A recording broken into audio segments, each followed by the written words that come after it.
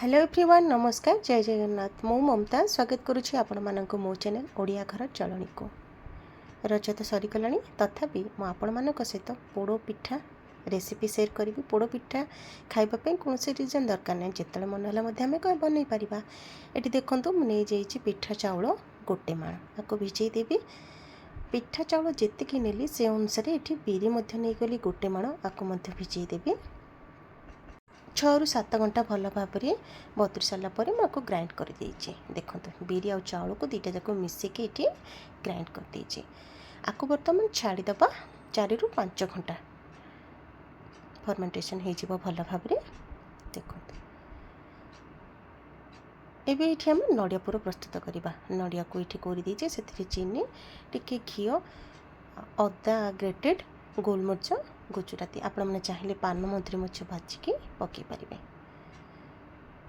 चलतु ये आम पिठापी आग बेटरटा प्रस्तुत करदे। ये ग्रेटेड अदा गोलमरीच गुजराती गुंड टी देदेबा।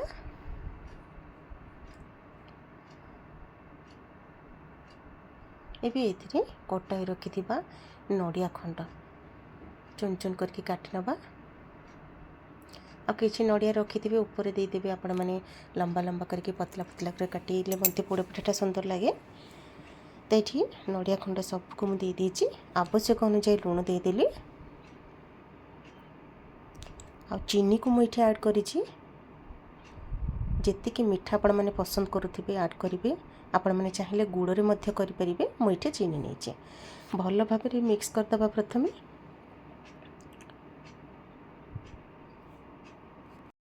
तो गोली के 5 मिनट पर्यंत को कवर करदे। ये देखी ना आम आमर नड़िया पुर हो कि नहीं देखो बढ़िया भाव में नड़िया पुर प्रस्तुत हो गला।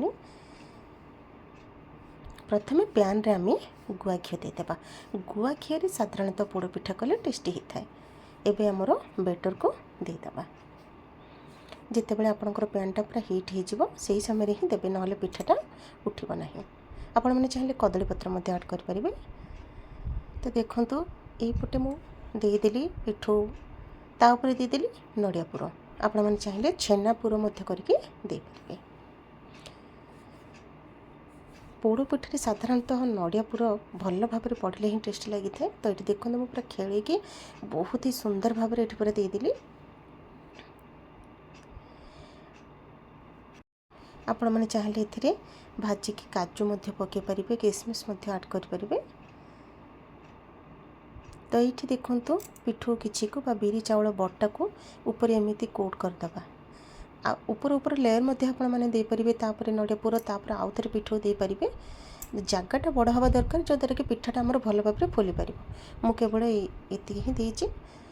तो ये जिते बड़े हाफ कप होगला मुझे काजू को देदेवी ता सहित किसमिश को देदेवी। आपण मैंने चाहिए चेरी दे पारे नड़िया खंड दे पारे आलमंड रखिपारे।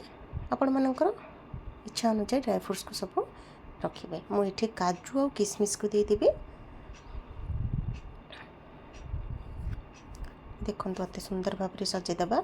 जहाँ जहाँ ड्राई फ्रूट्स पाँच देदेवे जमीक पिठाटा आमर देखा सुंदर लगे। बास आउ कि ना आपको आम कवर करदे कहीं पिठाटा आमर हाफ कुक हो सारा आउ अल्प समय कवर करदे ये पिठाटा प्रस्तुत हो। देखो हो गला। प्रथम गोटे छुरी हो कि टूथपिक साहाय्य आप प्रथम देखिए सीझी कि ना। जदि अठाड़िया न लगे ताल आमर पिठाटा परफेक्ट हो। गोटे तावारे घी लगे एमती उल्टी दबा। उल्टिकी पुणी ताको टिके समय 5 मिनट पर्यंत बसई नवा जो द्वारा कि आमर पिठार 2 भाग भल भाव में हो पार। ये देखो मुझे काढ़ी देती पिठा को पूरा परफेक्टली बहुत ही सुंदर भाव में प्रस्तुत हो जाए। आपण मैंने तो विभिन्न भेराइटी सब पिठा बनाऊे जमीक कि चाउल चूना साथा खाली जंतिकी करुवे कहीं बिना जंतारे कर दिखती। आउ बिरी चाउल यही पिठा को थरुटी आपण मैंने ट्राए करंतु मु बनैला बेली आमि कौन लगे निहाती भी सुंदर कमेंट मध्यम जनातु। पिठाटा चलतु काटिदबा आ गोटे प्लेट को सर्व करदबा। पूरा फैमिली मेंबर को सहित ये पिठा को एंजॉय करंतु। आ मेजरमेंट जदि ठीक रहे ताहले पिठा आमर नरम होता है थुलथुलिया होता है टेस्टी लगी थाए। किछि ना पिठा करिवार किछिटा भाग माप थाए से अनुसार जदि आमे प्रस्तुत करूँ जेकोसी पिठा हो जेकोसी रेसिपी हो ताहले ताहा स्वाद द्विगुणित हो जाए। एठी मोर नॉर्मल नरम पिठा पूरा प्रस्तुत हो जाइए आउ गरम मध्य अच्छी। तो चलतु देखो आपण मानक काटिकी।